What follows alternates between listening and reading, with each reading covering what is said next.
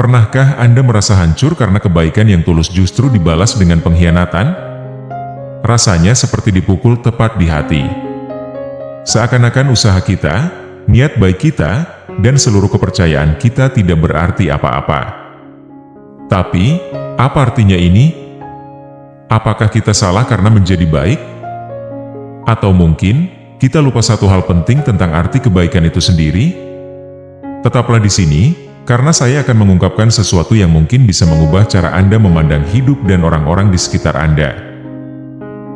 Kebaikan adalah bahasa universal yang menghubungkan kita sebagai manusia. Namun, ketika kebaikan yang kita berikan justru dibalas dengan pengkhianatan, rasanya seperti dunia ini kehilangan keseimbangan.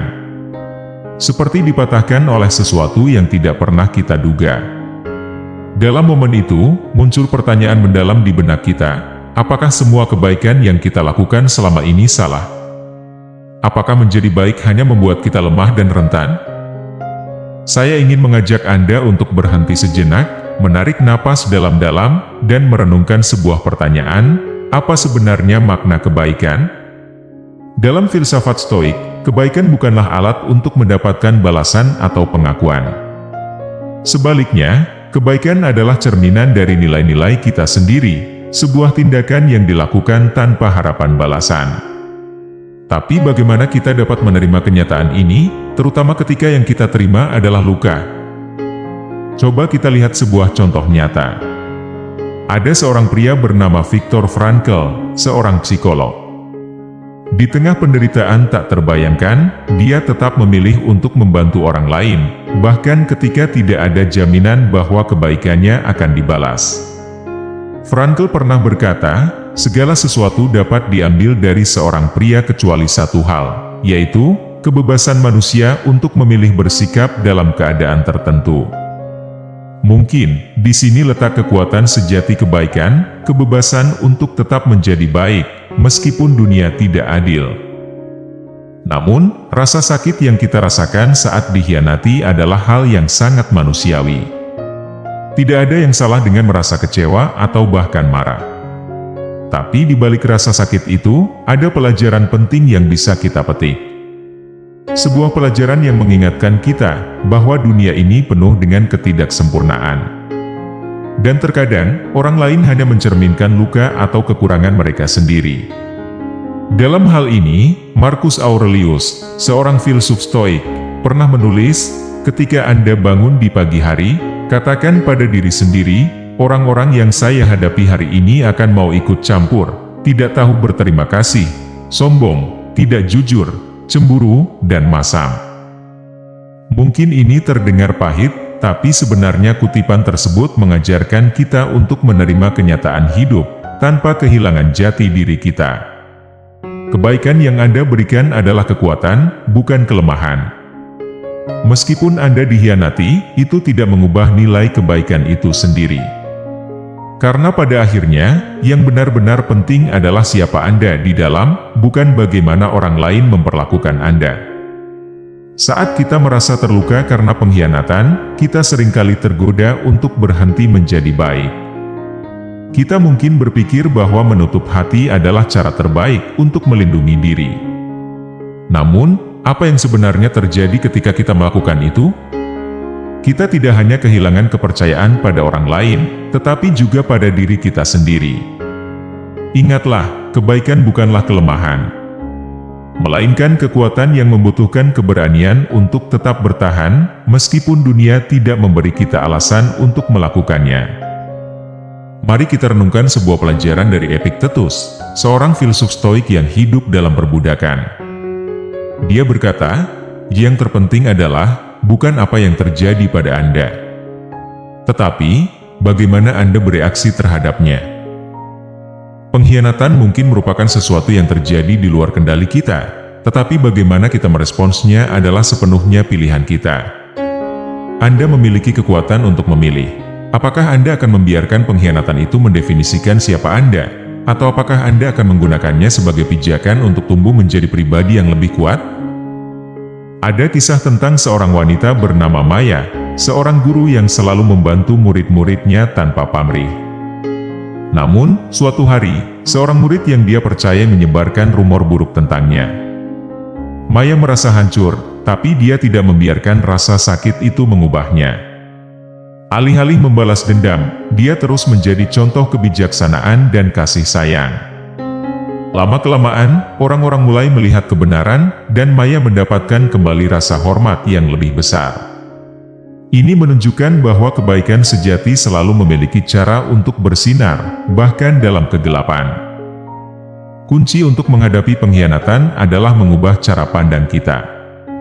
Daripada melihatnya sebagai tanda kelemahan, anggaplah itu sebagai ujian kekuatan karakter.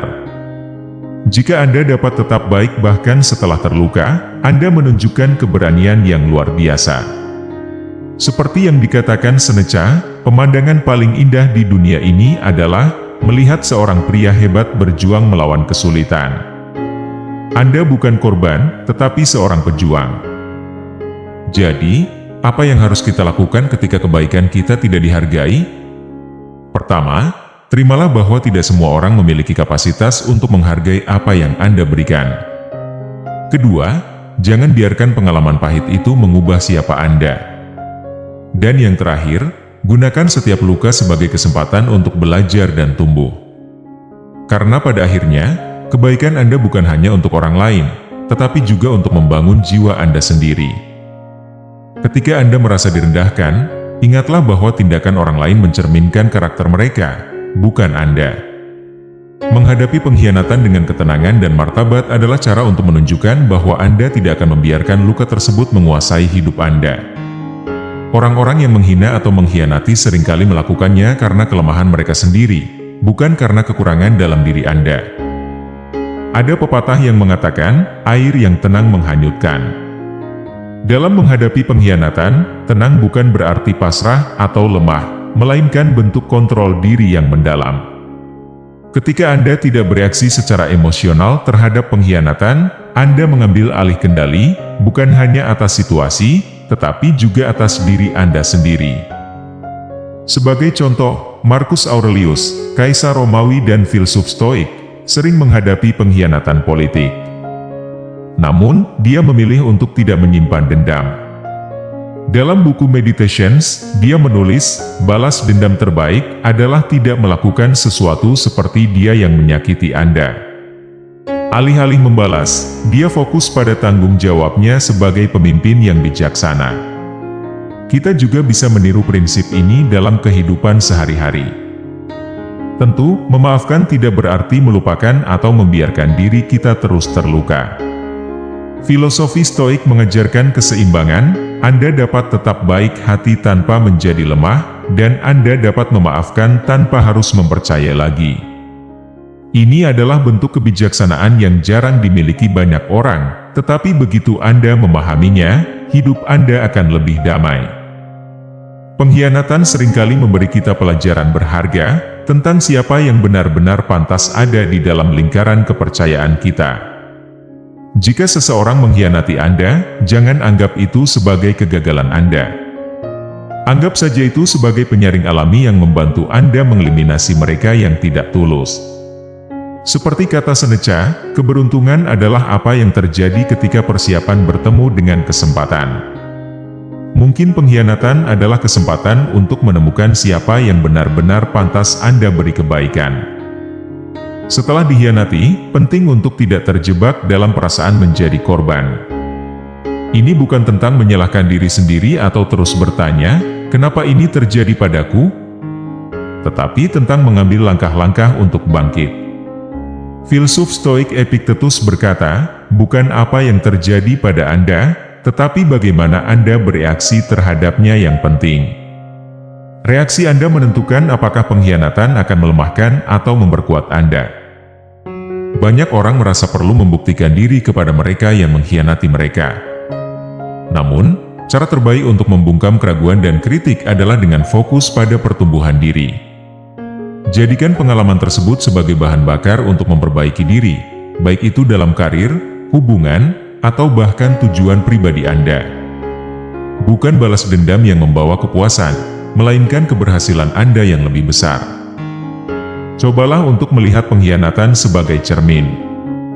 mungkin ada pelajaran tersembunyi yang perlu Anda pelajari. Apakah Anda terlalu mempercayai orang dengan mudah? Atau mungkin Anda perlu lebih berhati-hati dalam membagikan sisi paling rentan dari diri Anda? Pengkhianatan dapat menjadi pelajaran yang membangun ketahanan emosional. Kisah Nelson Mandela memberikan contoh sempurna. Selama bertahun-tahun di penjara, dia menghadapi pengkhianatan tidak hanya dari rezim apartheid, tetapi juga dari beberapa orang di lingkungannya sendiri. Namun, Mandela memilih jalan maaf, bukan dendam. Ketika akhirnya dia bebas, dia mengubah rasa sakitnya menjadi kekuatan untuk memimpin Afrika Selatan menuju rekonsiliasi. Dia berkata, kebencian itu seperti meminum racun dan kemudian berharap itu akan membunuh musuhmu. Kebaikan yang sejati tidak memerlukan pengakuan atau balasan. Itu adalah ekspresi nilai-nilai yang Anda pegang dalam hati Anda. Ketika Anda memahami bahwa kebaikan adalah pemberian tanpa syarat, pengkhianatan kehilangan kemampuannya untuk melukai Anda sepenuhnya. Sebaliknya, itu menjadi peluang untuk menunjukkan bahwa kekuatan Anda tidak tergantung pada tindakan orang lain, tetapi berasal dari kedamaian batin Anda. Ketika kita sampai di titik terakhir ini, mungkin muncul pertanyaan dalam benak Anda. Jika kebaikan saya tidak dihargai, apakah saya harus berhenti menjadi baik? Jawabannya sederhana, tetapi tidak selalu mudah untuk diterima. Tidak, Anda tidak perlu berhenti menjadi baik. Karena kebaikan adalah cerminan dari siapa Anda, bukan tentang siapa yang menerimanya. Dalam dunia yang seringkali kejam dan penuh pengkhianatan, kebaikan Anda bisa menjadi cahaya kecil yang menginspirasi orang lain. Namun, penting untuk memahami bahwa menjadi baik bukan berarti membiarkan diri dimanfaatkan. Marcus Aurelius dalam Meditations menulis, bersikaplah toleran dengan orang lain dan tegas dengan diri sendiri. Toleransi terhadap kelemahan manusia, bukanlah kelemahan Anda, melainkan kekuatan Anda. Tetapi, menjadi tegas dalam menjaga batas-batas pribadi Anda adalah bentuk tertinggi dari penghormatan pada diri sendiri. Untuk setiap pengkhianatan yang Anda alami, ingatlah ini, Anda adalah pemilik dari perjalanan hidup Anda sendiri. Tidak ada tindakan buruk orang lain yang bisa mengubah nilai-nilai yang Anda pegang, kecuali Anda yang mengizinkannya. Lihatlah setiap luka sebagai bagian dari proses untuk menjadi lebih kuat. Seperti batu yang diasah oleh air hingga menjadi permata, rasa sakit Anda adalah alat yang membentuk karakter Anda. Pada akhirnya, hidup ini bukan tentang apa yang orang lain lakukan kepada Anda, tetapi tentang apa yang Anda lakukan dengan apa yang terjadi. Ketika pengkhianatan datang, jadikan itu momen untuk bertanya kepada diri sendiri, apa yang bisa saya pelajari dari ini? Bagaimana saya bisa bangkit dengan lebih kuat? Ingat, kebaikan sejati selalu meninggalkan jejak, mungkin bukan pada orang yang Anda beri, tetapi pada diri Anda sendiri dan mereka yang diam-diam menyaksikan perjalanan Anda. Jadi, jika Anda pernah bertanya, apakah kebaikan saya sia-sia? Jawaban yang sebenarnya adalah, tidak pernah. Karena setiap tindakan kebaikan, meskipun tidak dihargai, adalah bukti bahwa Anda memilih untuk menjadi seseorang yang lebih baik daripada dunia di sekitar Anda. Pilihan ini, meski sulit, adalah kekuatan sejati Anda. Dan itu adalah sesuatu yang bahkan pengkhianatan tidak dapat hancurkan. Tetaplah menjadi baik, tetapi juga kuat.